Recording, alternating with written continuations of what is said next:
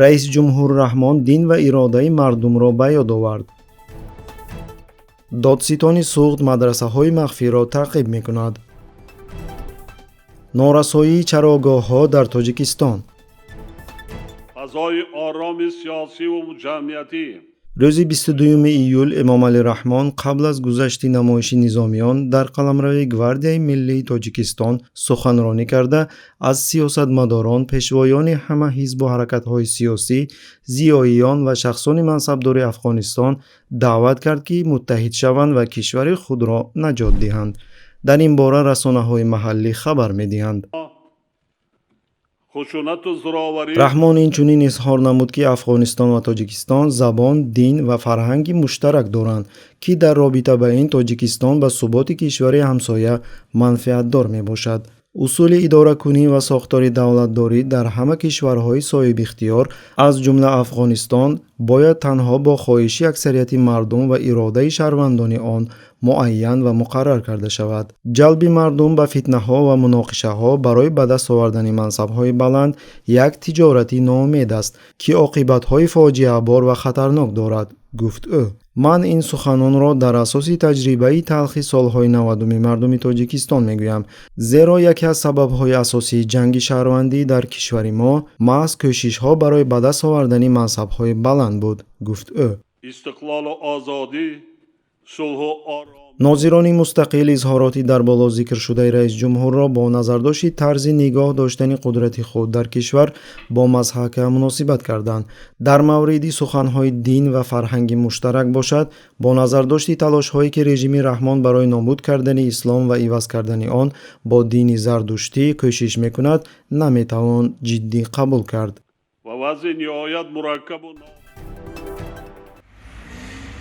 дар тӯли 6 моҳи нимаи аввали соли ҷорӣ, кормандони мақомоти ҳифзи ҳуқуқи вилояти Суғд нисбати ба истилоъ таълимоти ғайриқонунии динӣ 36 парвандаи маъмурӣ боз карданд. додситон ният дорад муборизаро то пурра решакан кардани ин ҷараён идома диҳад.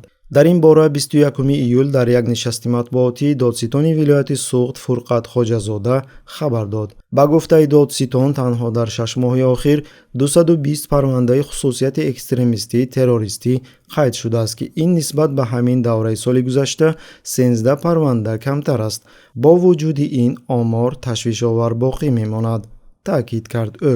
ба гуфтаи Хоҷазода, мақомоти Тоҷикистон аз таълими исломӣ ба қавли ӯ доираҳои ғайриқонунии динӣ барои наврасон махсусан нигарон аст. тавре Хоҷазода қайд кард, дар ҳама ҳолатҳои ошкоршудаи омӯзгорӣ ҳам омӯзгорон ва ҳам волидон ба ҷавобгарии маъмурӣ кашида шуданд.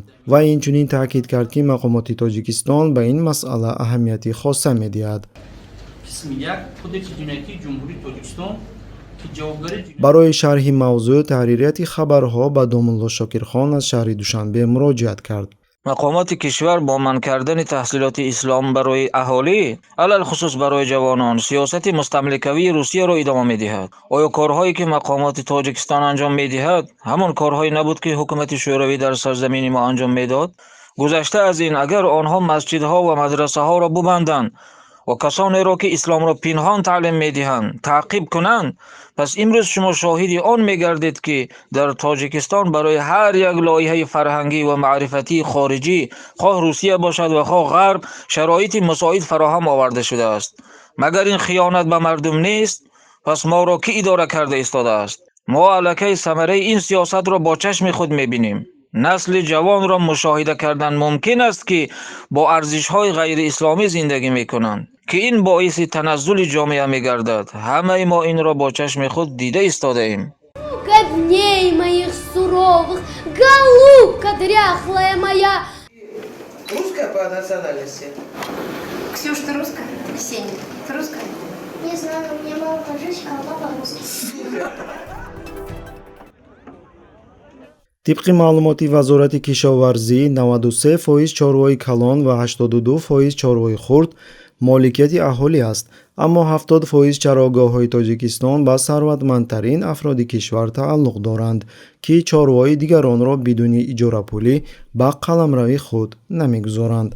дар ин бора Ориф Хоҷазода, раиси Кумитаи давлатии идораи замин ва геодезии Тоҷикистон рӯзи 21 июл дар як нишасти матбуотӣ хабар дод. таври ӯ ба хабарнигорон гуфт тақрибан 4 миллион гектар замини кишоварзии кишвар чарогоҳ аст, аммо вақтҳои охир шикоятҳои зиёд шудааст, ки онҳоро соҳибдорони калон хариданд ва ҳоло барои чаронидани чорво иҷора талаб мекунанд. аслан мардум ями деҳот заминои корам надоранд, фақат шуғлашон ба чорводорӣ. ёдрас мекунем, ки мушкилоти инҳисор кардани чарогоҳҳо ва нарасидани хӯроки чорво мардуми оддии Тоҷикистонро кайҳо ба ташвиш овардааст, зеро нархи гӯшт ва маҳсулоти ширӣ мунтазам афзоиш ёфта сокинони кишварро маҷбур мекунад, ки маблағи бештарро дар хӯрокворӣ сарфаҷӯӣ намоянд.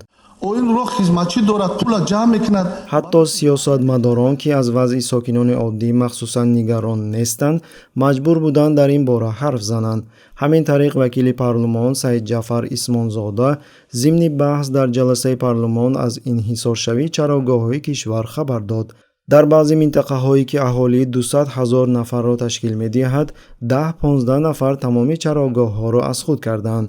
хусусан он чарогоҳҳо, ки дар наздикии деҳаҳо ҷойгиранд. онҳое, ки шинос, робита ва дастгирӣ доштанд, тамоми чарогоҳҳоро аз худ карданд, гуфт ӯ.